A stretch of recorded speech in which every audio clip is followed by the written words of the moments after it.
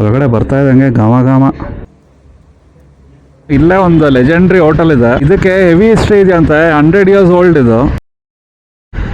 ಹೇ welcome back. So last ವಾಗಲ್ಲಿ ನೋಡಿದ್ರಲ್ಲ, service ಬಿಟ್ಟಿದೆ ಗಾಡಿನ. ಫಸ್ಟ್ ಸರ್ವಿಸ್ ಮುಗಿಸ್ಕೊಂಡು ಇವಾಗ ಊಟದ ಟೈಮ್ ಬೇರೆ.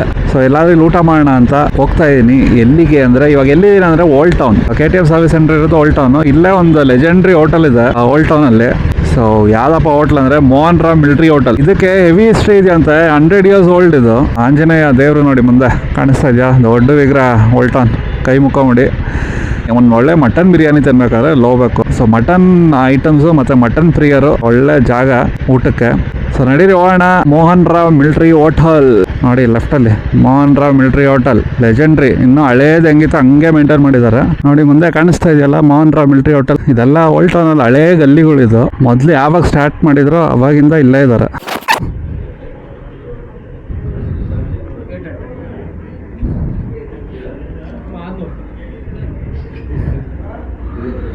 ಹಿಂಗಿರುತ್ತೆ ರಾ ಆ್ಯಂಡ್ ರಸ್ಟಿಕ್.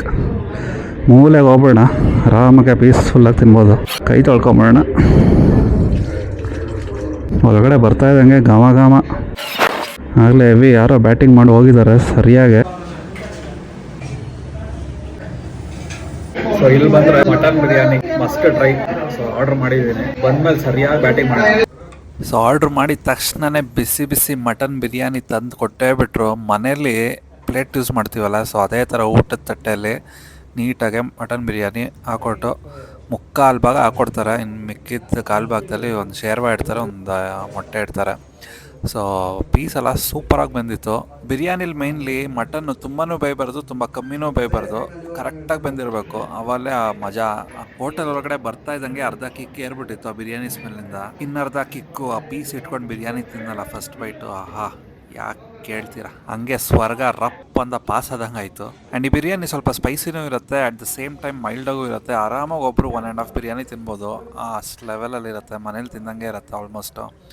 ಆ್ಯಂಡ್ ಅವ್ರು ತಿಕ್ಕ ಶೇರ್ವ ಕೊಡ್ತಾರೆ, ಆ ಶೇರ್ವ ಕಲಿಸ್ಕೊಂಡು ಒಂದು ಪೀಸ್ ಇಟ್ಕೊಂಡು ತಿನ್ಬಿಟ್ರೆ ಸ್ವರ್ಗಕ್ಕೆ 3 ಮೆಟ್ಟಿಲು. ಆ್ಯಂಡ್ ಈ ಹೋಟ್ಲಲ್ಲಿ ಇನ್ನೊಂದು ಹೈಲೈಟ್ ಏನಪ್ಪ ಅಂದರೆ, ಒಂದು ಸಲಾಡ್ ಥರ ಒಂದು ಕೊಡ್ತಾರೆ, ಕುಕುಂಬರ್ ಸಲಾಡು, ಈರುಳ್ಳಿ ಎಲ್ಲ ಹಾಕಿ.